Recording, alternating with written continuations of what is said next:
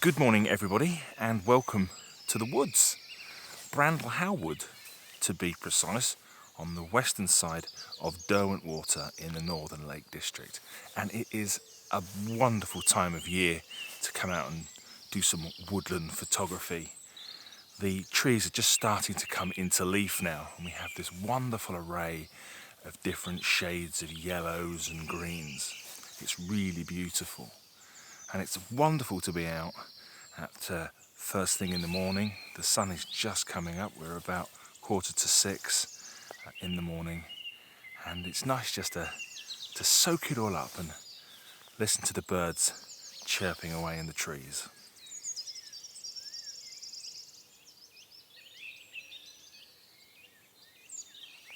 This isn't my first visit to the woods this week. Earlier in the week, I was a little bit further south at Manesty Park, just down the road. And while you catch up with what I got up to while I was there, I think I'm going to set up to get my first shot of this morning.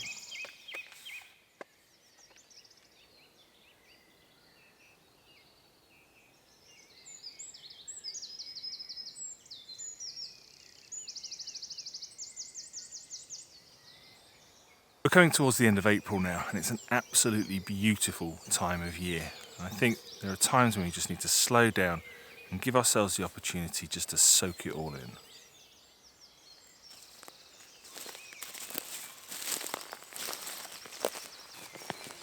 I often joke that to be a photographer is to share how you see the world, only to be told that you're seeing it wrong. But I do think it's part of our job as photographers to share things that we see that other people might miss. It's a wonderful time of year to be in the woodlands. The leaves are just starting to come out on the trees, and there's an array of different yellows and greens.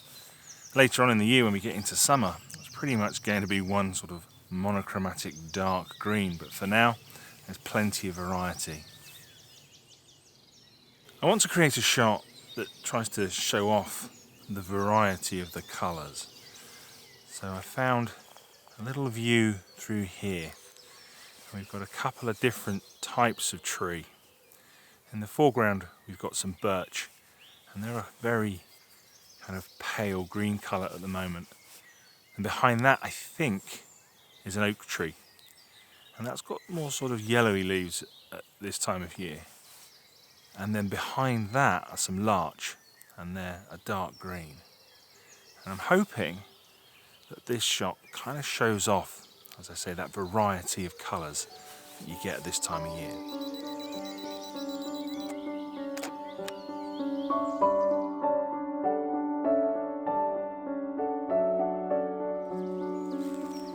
And despite growing up very close to the beech woodlands of the Chiltern Hills, I, like many photographers, have always struggled with woodland photography. I struggle to find compositions to make order of the chaos.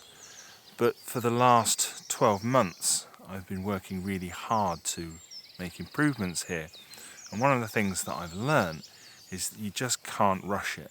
I think in the woods, you need to take your time, you need to look carefully and let the compositions come to you, because they are there, you just need to find them. When I do take the time to slow down and look, little scenes start to reveal themselves. Different lines, shapes, patterns, textures, colours, that sort of thing. And you just need to open yourself up to different possibilities. I'll chase a few dead ends, but every now and then I'll come up with something like this. Very simple little scene, but a lot of beauty if you take the time just to take it in.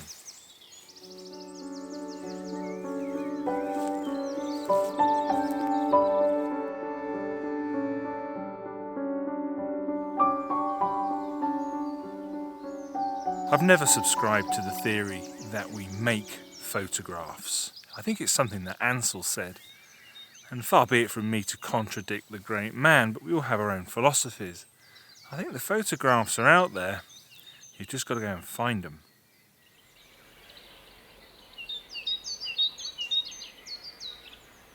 If we concentrate on photographing things that catch our eye, that interest us, then every time we take a photograph, we're imprinting a little bit of ourselves. And over time, as we build up our body of work, we can create something with real depth, with real integrity, something that really is a reflection of us as a photographer.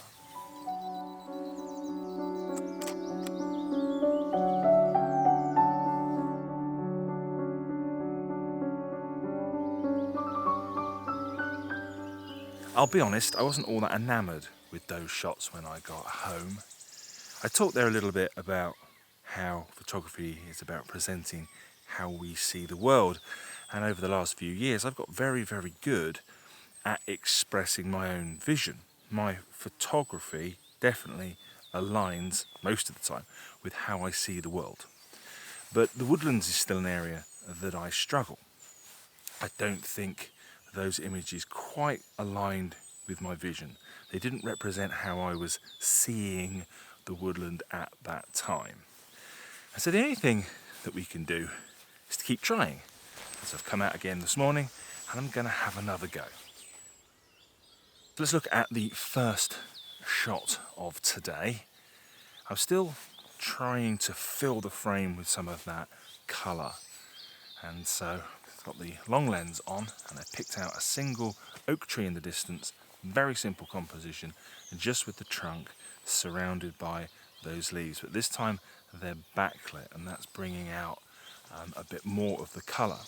I'm going to need to do a bit of processing on it later because it's quite a contrasty scene, and I will try to lift a little bit of detail out of the shadows. Now, the trees are relatively a long way away from me. It's probably about 200 metres, and with my full frame 6D and my 200mm telephoto lens, I wasn't able to fill the frame as I wanted to, so I actually put the M50 on my 200mm, and with its 1.6 crop, that's actually turning it into a 320mm, and that's absolutely perfect for this shot.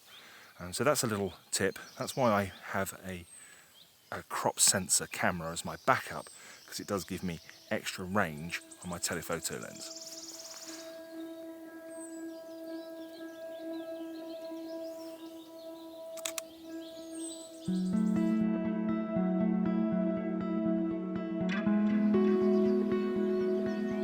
Certainly at the minute, compositions in the woodland just don't leap out at me. But if I stay still and just look around, I start to see more. And this is a really good example of that. I've been looking at this view for 30 minutes now? And I've been trying to pick out details. And it was only after 25 minutes that I realised that the wider shot is actually really attractive. I've got this log here in the foreground, and I've got then between me and the colour, got some very straight lines because I'm surrounded by coniferous trees. And I've blown the sky out. This is something I really enjoy doing because this shot's all about the light. It's all about being in the woods in the morning and a beautiful spring day, and I want it to have a really bright feeling.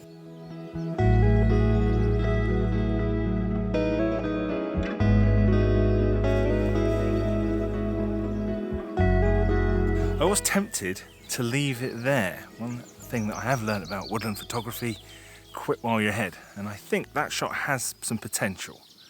But I couldn't find a vertical composition, a portrait orientation shot. And if you watch my last video, you'll know that I've become a bit of a slave to Instagram. And so I decided just to get one more shot. And I spent a little bit of time looking around and I stumbled on this scene. What we've got is a load of mossy rocks that lead down a hill. And then in the midground, we have a tree that's fallen down, and then behind that we've got the beautifully backlit trees. The sun is much higher now, and so I managed to keep it out of the shot because I'm trying to exclude as much sky as I possibly can.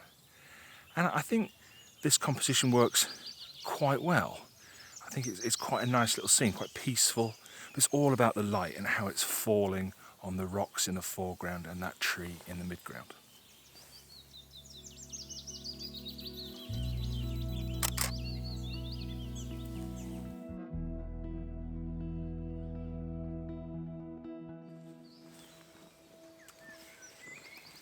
I think that's enough for me for today. If I've learned anything from my last couple of visits to the woodlands, it's that I really need to slow down and take my time and to look really carefully. If I do that, the photographs that are already out there will eventually reveal themselves to me. If I go charging around trying to find a composition, I miss so much. Something to think about there. Anyway, cheerio.